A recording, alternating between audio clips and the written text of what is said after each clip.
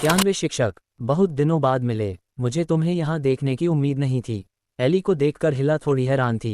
जब से क्लेमेंट के शिक्षक निदेशक बने थे तब से वे दोनों फिर से एक दूसरे को जानने लगे थे। अब उन्हें दोस्त माना जाता था, बहुत अच्छे दोस्त। हिला अब युवा नहीं थी, लेकिन भले ही वह एली के बराबर उम्र की थी, उसने खुद को बहुत अच्छी तरह से बनाए रखा था, जैसे वह लगभग 30 साल की थी। उसके चेहरे पर हमेशा एक हल्की मुस्कान रहती थी और वह बहुत दोस्ताना लगती थी। मैं यहाँ देखने आया हूँ। तुम यहाँ क्यों हो? एली ने जवाब दिया। मेरे पास उस तरह का खाली समय नहीं है। बस किसी ने मेरी सिफारिश की, इसलिए मैं आए। हिला और एली थोड़े समान थे। वे इन चीज़ों की परवाह नहीं करते थे और शोध करना पसंद करते थे। एली ने सिर हिलाया और कुछ नहीं कहा। जल्द ही हॉल में और लोग आ गए। एली को उम्मीद नहीं थी कि पहली राजकुमारी के शिक्षक के लिए इतनी कड़ी प्रतिस्पर्धा होगी। जैसे ही हर कोई इंतजार कर रहा था, लोगों का एक समूह अचानक मुख्य हॉल में घुस गया। सबसे आगे एक गरिमापूर्ण और सुंदर महिला थी जिसने शानदार कपड़े पहने थे। उसके बगल में गार्ड थे। अपने आसपास के लोगों की फुसफुसाहट से एली को पता चला कि वह महारानी थी।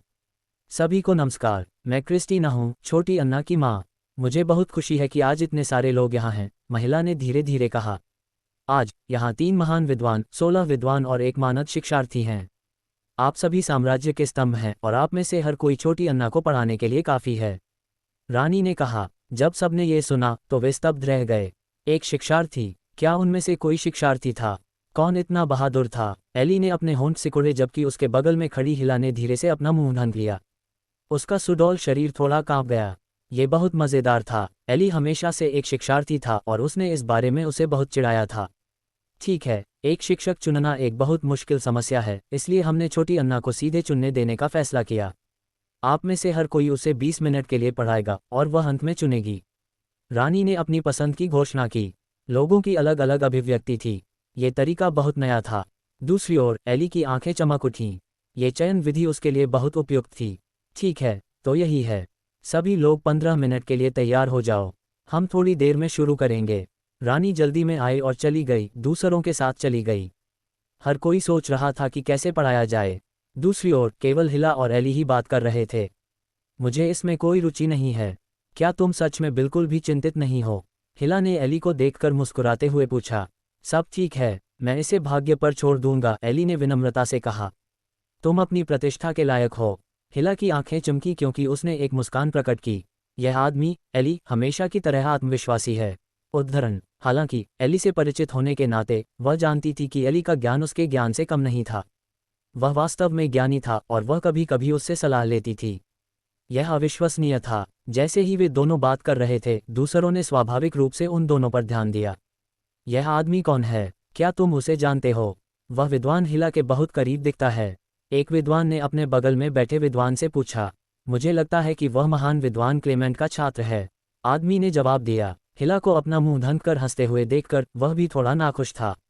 क्लेमेंट कुछ साल पहले एक महान विद्वान रहा था। आदमी की नाखुशी का एक कारण था। एक कारण हिला थी। जब वह 20 के दशक में थी तो वह साम्राज्य की सबसे सुंदर महिला विद्वान थी।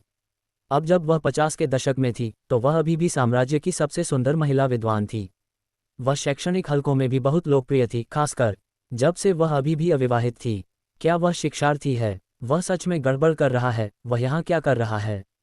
आदमी एली की वास्तविकता से थोड़ा असंतुष्ट था, लेकिन वह हिला के रवैये से और भी ज्यादा असंतुष्ट था। वह आमतौर पर बहुत ठंडी और दूर रहती थी और शायद ही कभी दूसरों के करीब आती थी। ऐसा लगता है कि तुम्हारा आकर्षण वास्तव में लंबे समय तक चलने वाला है। इतने सालों के बाद भी ये बिल्कुल नहीं बदला है। स्वाभाविक रूप से एली ने अन्य पुरुषों से दुश्मनी महसूस की और हिला को चिढ़ाया। तुम्हारी वह औषधि काफ़ी उपयोगी है, हिला ने एली पर एक नज़र डालते हुए कहा। मुझे लगता है कि मैं अच्छी स्थिति में हूँ। रियाज को भी ये बहुत पसंद है। वे दोनों एंटी एजिंग पोशन के बारे में बात कर रहे थे जो उसने रियाज के लिए बनाए थे। जहाँ तक हिला का सवाल है, उसने अपने जीवन में बाद में उसके लिए बन आए थे। वे दोनों थोड़ी देर बात करते रहे, इससे पहले कि हिला अचानक कहती है। इस समय एक महान विद्वान कमरे में घुसा।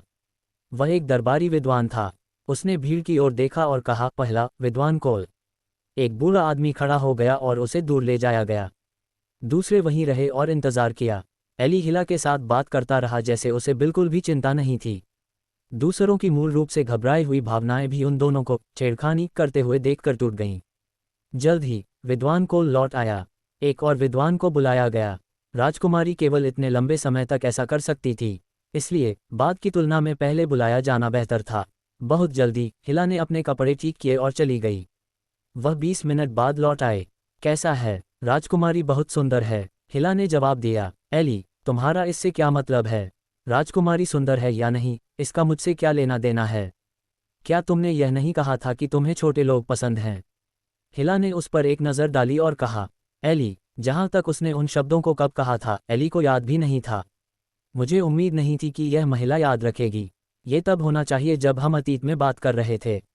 ठीक है, मैं तुम्हें अब और नहीं चिढ़ाऊंगी। हिला ने एली की अभिव्यक्ति को देखा और हंस पड़ी। इस समय भीड़ का 3/4 हिस्सा गुजर चुका था और आखिरकार एली की बारी थी। मैं जा रहा हूँ। हिला को अलविदा कहने के बाद एली और गार्ड चले गए। कुछ महलों को पार करने के बाद वे एक छोटे से महल में आए।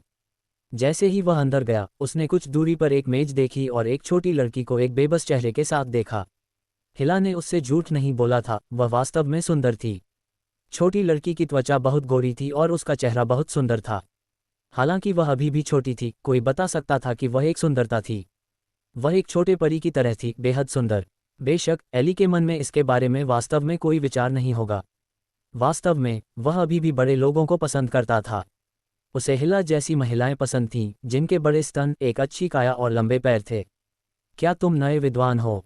चलो शुरू करते हैं। जब छोटी लड़की ने देखा कि और लोग आए हैं, तो उसने अपना हाथ हिलाया और उसे शुरू करने के लिए कहा। ठीक है, एली ने सिर हिलाया। आप कौन सा इतिहास सीखना चाहते हैं? तो चलो ब्रांड ने अपने देश की स्थापना कब की, इसके बारे में बात करते हैं। लड़की ने थोड़ी देर सोचा और कहा, ठीक है, मुझे इस बारे में बहुत कुछ पता है।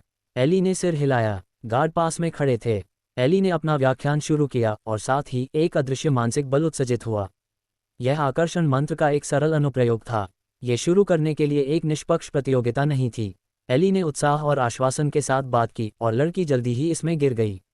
वह महसूस करती रही कि उसके सामने के दादा का एक इनएक्सप्लिकेबल आकर्षण था, जिसने उसे उसके बारे में एक अच्छा प्रभाव दिया। वास्तव में एली भी एक अच्छा शिक्षक था। अपनी खोज में सेवेरो मेसा की सहायता और मदद करने के लिए एली ने भी बड़ी मात्रा में जानकारी पढ़ी थी और वह राज्य की नींव के बारे में बहुत स्पष्ट था। जल्द ही कहानी खत्म हो गई। लड़की, जो पहली राजकुमारी थी, ने एली की ओर इशारा किया और एक कोमल आवाज में कहा, वह शिक्षक है। उद्धरण चिन्ह 92 दोहरी खुशी। बहुत जल्दी पहली राजकुमारी के शिक्षक को चुनने का मामला खत्म हो गया। हर किसी के सदमे में अंत में ये वास्तव में एक शिक्षार्थी था जिसे नौकरी मिली। ये जानने के बाद कि उसका शिक्षक पुस्तकालय का प्रमुख था, कई लोगों ने तुरंत इसे एक साजिश कहा। हालांकि बहुत जल्दी विद्वान हिला ने सीधे एली को अपना समर्थन दिखाया, जिसने सभी को हैरान कर दिया। कुछ लोगों ने यह भी कहा कि उन्होंने उन दोनों को कहीं पहले देखा था और उनकी आंखें तुरंत बदल गईं। हर कोई एली और इस शाही महान विद्वान के बीच के रिश्ते के बारे में उत्सुक था। क्या ऐसा हो सकता है कि विद्वान हिला हमेशा अकेली इसलिए थी क्योंकि? कुछ लोग ये जानकर भी हैरान थे कि साम्राज्य की प्रसिद्ध काउंटेस रियास भी उससे इनेक्सट्रिकबली जुड़ी हुई थी। कई लोगों ने दुख के आंसू बहाए। बात यह है कि रियास और हिला हमेशा साम्राज्य की सबसे खूबसूरत महिलाएं रही हैं। उनकी शक्ल हर साल थोड़ी ही बदलती लगती थी, लेकिन कुल मिलाकर वे अभी भी बहुत सुंदर थीं।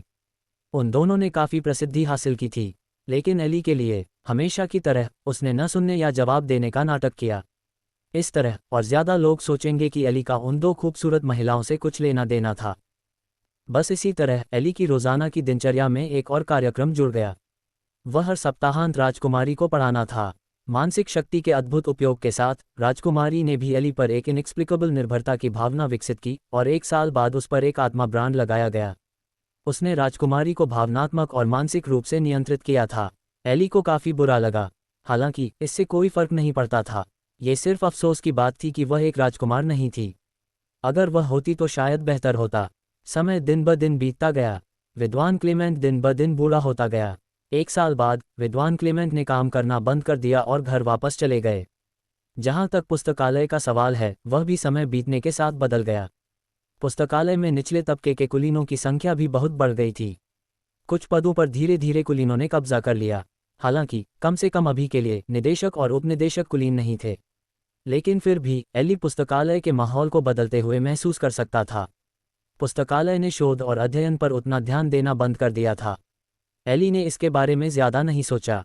6 या 7 साल पहले उसने अपने शिक्षक के हितों की रक्षा के लिए सब कुछ किया था, लेकिन जैसे जैसे समय बीतता गया उसके शिक्षक का शरीर अब पुस्तकालय जाने के लिए काफ़ी मजबूत नहीं था और एली ने उतना ध्यान देना बंद कर दिया था। सामान्य दिनों में वह अपने शिक्षक से मिलने जाता था। आखिरकार इस आदमी ने एली को लगभग 30 साल तक पढ़ाया था और उसका उस पर बहुत बड़ा प्रभाव था। विशेष रूप से चुपचाप शोध करने और प्रसिद्धि और भाग्य की तलाश न करने के उसके रवैये का एली पर बहुत बड़ा प्रभाव पड़ा। इसने अपने शोध पर ध्यान केंद्रित करने और परेशानी न पैदा करने की उसकी क्षमता में एक बहुत ही महत्वपूर्ण भूमिका निभाई। एली के विचार वास्तव में समय के साथ थोड़ा थोड़ा बदल रहे थे। अतीत में उसके पास सुर्खियों में रहने का इरादा हो सकता था, लेकिन ऐसा इसलिए था क्योंकि वह अतीत में युवा था।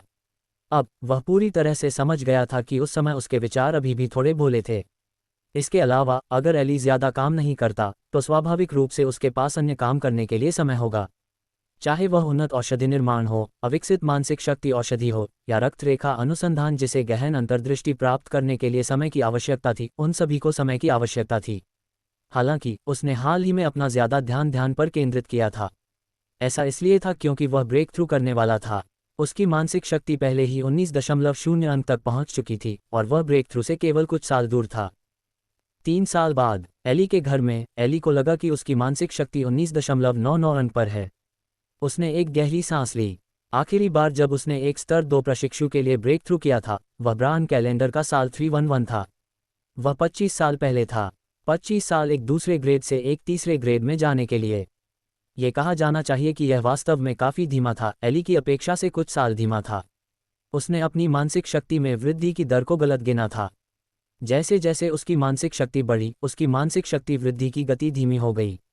वह जानता था कि यह धीमा हो जाएगा, लेकिन उसे इतनी धीमी होने की उम्मीद नहीं थी। इस संबंध में एली भी बहुत बेबस था। वास्तव में वह मंत्र प्रयोगों और रक्त रेखाओं को सीखने में अच्छा था। इन क्षेत्रों में वह प्रतिभाशाली था, लेकिन उसकी मानसिक शक्ति में सुधार धीमा था। इससे एली अवाक रह गया। सौभाग्य से उसका जीवन लंबा था और उसकी जीवन शक्ति कमज़ोर नहीं होगी। यही वजह थी कि उसने इतनी परवाह नहीं की। अन्यथा एक सामान्य जादूगर के पास इतने सारे प्रयोग करने के लिए इतना समय नहीं होगा। वास्तव में प्रशिक्षु चरण वास्तव में एक नींव बनाने का एक चरण था। सबसे महत्वपूर्ण बात किसी की मानसिक शक्ति में सुधार करना था। आखिरकार यह इस बात से संबंधित था कि कोई एक आधिकारिक जादूगर के लिए ब्रेक थ्रू कर सकता है और अध्ययन करने के लिए एक लंबा जीवन जी सकता है या नहीं। और आज 53 साल का एली आखिरकार एक स्तर 3 प्रशिक्षु के लिए ब्रेक थ्रू करने वाला था। एक स्तर 3 एक्लाइट के लिए ब्रेक थ्रू करना एक मानसिक शक्ति ब्रेक थ्रू से अलग था। कुल मिलाकर 2 आवश्यकताएं थीं। पहली 20 अंक की मानसिक शक्ति थी। दूसरा रन के माध्यम से मानसिक बल अंतरिक्ष को स्थिर करना था। पहला कदम कहने के लिए ज़्यादा नहीं था, लेकिन दूसरा कदम एक स्तर 3 प्रशिक्षु और पिछले वाले के बीच सबसे बड़ा अंतर था। एक स्थिर मानसिक बल अंतरिक्ष एक मॉडल बनाना आसान बना देगा, मानसिक बल का उत्पादन करना आसान बना देगा और एक जादूगर प्रशिक्षु की छोटे उद शक्ति को भी बढ़ाएगा। ये कहा जा सकता था कि अगर एक स्तर 3 एक्लाइट अच्छी तरह से तैयार था तो भी 10 स्तर 2 एक्लाइट उनके लिए कुछ भी नहीं कर पाएंगे। दूसरी ओर एक सच्चा शीर्ष स्तरीय महान योद्धा भी उसके लिए कोई खतरा नहीं रहेगा। इस समय ये कहा जा सकता था कि वह इस जगह पर अप्रतिबंधित था। वास्तव में उस समय एली ने स्तर 3 में ब्रेक थ्रू करने के बाद महल को खोदने के बारे में भी सोचा था, लेकिन उसे लगा कि यह बहुत सुरक्षित नहीं है। अगर सेलिन मेटेट्रिन ने कुछ शक्तिशाली जाल पीछे छोड़ दिए थे तो ये परेशानी भरा होता। इसलिए उसने एक सरल लेकिन समय लेने वाली विधि को अपनाया। इसके अलावा एली को एक स्पष्ट भावना थी कि उसे भविष्य में उन चीज़ों की तलाश में मदद की ज़रूरत होगी जो सेलिन मेटेट्रिन खोज रहा था। ये सबसे महत्वपूर्ण कारण था। एली ने कमरे को सील करना शुरू कर दिया। ध्यान शुरू हुआ। आधे घंटे बाद उसे लगा कि उसकी मानसिक ऊर्जा 0.01 अंक बढ़ गई है। उसकी मानसिक ऊर्जा तुरंत 20 अंक को पार कर गई।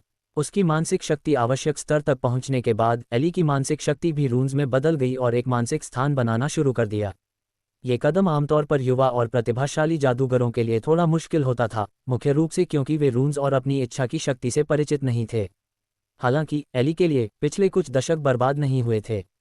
उसे इस पहलू में पूर्णता के शिखर पर पहुंचा हुआ नहीं कहा जा सकता था, लेकिन उसने कम से कम इसमें महारत हासिल कर ली थी। बहुत जल्दी उसका मानसिक बल स्थान थोड़ा थोड़ा स्थिर होना शुरू हो गया। इस प्रक्रिया में बहुत समय लगा। आधे दिन बाद एली ने अपनी आंखें खोलीं। अपनी आध्यात्मिक ऊर्जा में वृद्धि के कारण उसकी आंखें तेजी से चमक उठीं। वह आखिरकार सफल हो गया था। स्तर 3 एक्लाइट, उसने ये कर लिया था। उसी समय एली ने एक नर्म आवाज़ सुनी। उसने देखा कुछ दूरी पर फूलदान में मिट्टी थोड़ी हिल गई थी। एली के चेहरे पर एक मुस्कान आ गई। बीज ने 93 शो। एली के लिए एक स्तर 3 प्रशिक्षु के लिए ब्रेक थ्रू करने से क्या फ़र्क पड़ा? वास्तव में कोई फर्क नहीं पड़ा। वह अभी भी वही कर रहा था जो उसे करना चाहिए था। उसके मंत्रों की शक्ति कम से कम 3 गुना बढ़ गई थी। चाहे वह उसकी मानसिक शक्ति का प्रवाह हो या मंत्र डालने की गति, वे सभी 2 गुना से ज़्यादा बढ़ गए थे। दूसरे, उसका शारीरिक शरीर थोड़ा बेहतर हो गया था, जो एक महान योद्धा और एक उन्नत योद्धा के बीच था।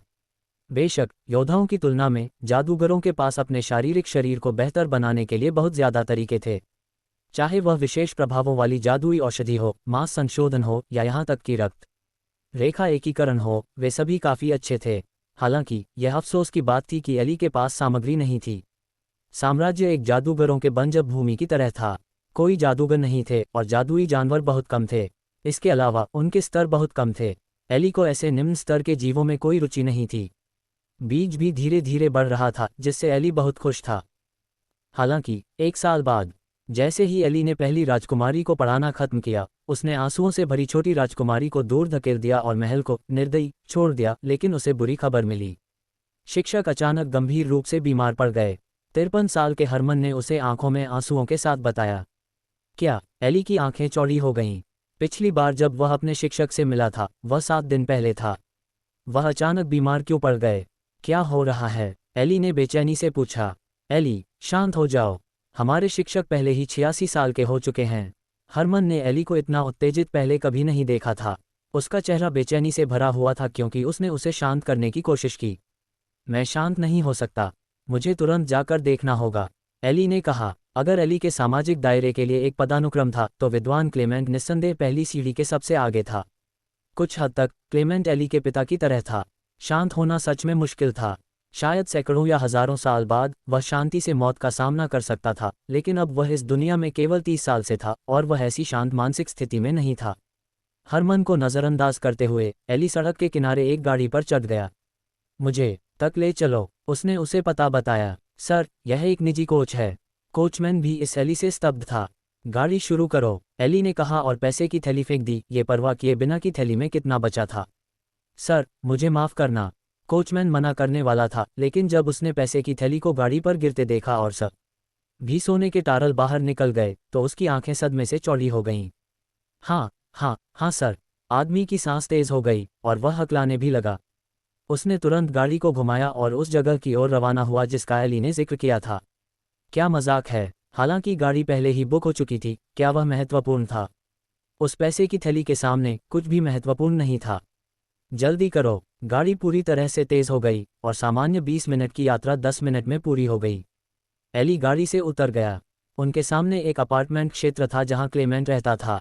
वह सीधे अंदर चला गया। अपनी स्मृति में पथ का पालन करते हुए उसने जल्दी से अपने शिक्षक का घर ढूंढा। उसने चाबी निकाली और अंदर चला गया। ये वह चाबी थी जो उसके शिक्षक ने उसे दी थी। उसे उस समय के सटीक शब्द याद थे, इस चाबी को रखो। तुम्हारा शिक्षक पैसा नहीं कमाता, इसलिए मेरे पास तुम्हारे लिए कुछ भी अच्छा नहीं है। जब मैं मर जाऊंगा तो मैं इसे तुम्हारे लिए छोड़ दूंगा। उस समय क्लेमेंट ने उसे अपनी संपत्ति का सबूत और अपनी कुछ विरासत कहाँ थी, ये भी बताया था। वह कमरे में घुस गया। एली ने सोचा कि वहाँ कोई नहीं था, लेकिन उसे उम्मीद नहीं थी कि यह लोगों से घिरा होगा। उसका शिक्षक एक बिस्तर पर लेटा हुआ था जो उसकी वृद्धावस्था को दर्शा रहा था। उसकी आंखें बंद थीं और उसका शरीर अच्छी स्थिति में नहीं था। उसकी जीवन शक्ति को देखते हुए ये सेवेरो मेसा के लगभग समान था। उसके बिस्तर के चारों ओर 2 पुरुष और 2 महिलाएं थीं। एली ने उन्हें पहले कभी नहीं देखा था। तुम कौन हो? तुम लोग अंदर कैसे आए? महिलाओं में से एक ने डांटा। मैं शिक्षक का छात्र हूँ। तुम कौन हो? एली की आंखें थोड़ी सनकरी हो गईं। वह नहीं जानता था कि उसके शिक्षक के कोई रिश्तेदार थे या नहीं। मैं क्लेमेंट की बहन की बेटी के पति की माँ हूँ। मैंने सुना कि क्लेमेंट की हालत खराब थी, इसलिए मैं उससे मिलने आई। महिला ने समझाया जब उसने सुना कि वह क्लेमेंट का छात्र था। एली समझ गया, उसका शिक्षक मर रहा था और अचानक उसके सभी रिश्तेदार दिखाई दिए। कितना मार्मिक। चले जाओ। एली की भाषा भी सरल थी, जो उसके अर्थ को व्यक्त करती थी। छोटे भाई, तुम्हारा इससे क्या मतलब है? उसके बगल में खड़े आदमी ने एली की ओर देखा और कहा। चाहे कुछ भी हो, हम अभी भी तुम्हारे शिक्षक के परिवार हैं। आदमी ने डांटा। चले जाओ। जैसे ही उसने अपनी मानसिक शक्ति जारी की, वे ठंडे पसीने से भीग गए। कुछ सेकंड बाद, जैसे उन्होंने कुछ भयानक देखा हो, वे तुरंत कमरे से बाहर भाग गए जैसे वे अपनी जान के लिए भाग रहे हों। एली और क्लेमेंट को पीछे छोड़ गए। ये दुविधा प्रकार के भय मंत्र का एक सरल अनुप्रयोग था। विशेष मानसिक शक्ति में उतार चढ़ाव से मानव मस्तिष्क विशिष्ट हार्मोन का उत्पादन करेगा, जिससे डर और कल्पना पैदा होगी। जहां तक उन कुछ लोगों ने क्या देखा था, एली को कोई अंदाजा नहीं था। उनमें से कुछ चले गए और एली ने चुपचाप दरवाज़ा बंद कर दिया। वह बिस्तर पर लौट आया और क्लेमेंट की ओर देखा। अचानक खांसी की एक श्रृंखला सुनी जा सकती थी। क्लेमेंट ने अपनी आंखें खोलीं और चारों ओर देखा। फिर उसने एली को आश्चर्य से देखा। उन कुछ लोगों का क्या? वे चले गए, एली ने जवाब दिया। एली, मैं सच में इस बार नहीं जाने वाला हूँ। तुम अब से सच में अकेले हो। एली को देखते हुए क्लेमेंट एक पीले चेहरे के साथ मुस्कुराया। कहने के लिए बहुत सी चीज़ें थीं, लेकिन इस समय, यहाँ तक कि एली भी कुछ नहीं कह सका। मैं जानता हूँ कि तुम अपना ख्याल रख सकते हो। मेरे पास ज़्यादा पैसा नहीं है, इसलिए तुम इसे हरमन के साथ साझा कर सकते हो। साथ ही हरमन का ख्याल रखने में मेरी मदद करो। वह हमेशा लोगों को चिंतित करता है। ऐसा लगा जैसे क्लेम एयरट को एक शब्द कहने के लिए अपनी सारी ताकत का इस्तेमाल करना पड़ा। शिक्षक, वह पहले ही 53 का हो चुका है। एली के मुंह का कोना मुड़ गया। हम्फ, मेरी आंखों में तुम सब अभी भी बच्चे हो। क्लेमेंट मुस्कुराया। एली ने सिर हिलाया। हाँ, और इतने दुखी मत हो। मैं आज नहीं मरने वाला हूँ, क्लेमेंट ने मुश्किल से कहा। शिक्षक, आपको अपनी ताकत बचाने की ज़रूरत है। एली ने क्लेमेंट का हाथ पकड़ा। मैं थोड़ी देर आराम करूंगा। तुम पहले जा सकते हो। हरमन को भी बुलाओ। क्लेमेंट ने अपनी आंखें बंद कर लीं। उसके पास सच में कोई ताकत नहीं बची थी। एली ने चुपचाप क्लेमेंट का हाथ नीचे रख दिया। जल्द ही हरमन आ गया और क्लेमेंट ने उससे भी वही बातें कहीं। 3 दिन बाद, इस दिन हरमन और एली शिक्षक के कमरे में सोफे पर बैठे थे। वह चुप था। अचानक एली ने सिर उठाया और कुछ दूरी पर बेडरूम की ओर देखा। उसके चेहरे पर आंसू बह गए। हरमन, हमारे पास अब कोई शिक्षक नहीं है। उसके शिक्षक की जीवन शक्ति पूरी तरह से गायब हो गई थी। ये सबसे दुखद दिन था जिसका एली ने इस दुनिया में आने के बाद कभी अनुभव किया था। बेन कैलेंडर का साल 337। शाही पुस्तकालय के महान विद्वान क्लेमेंट का निधन हो गया।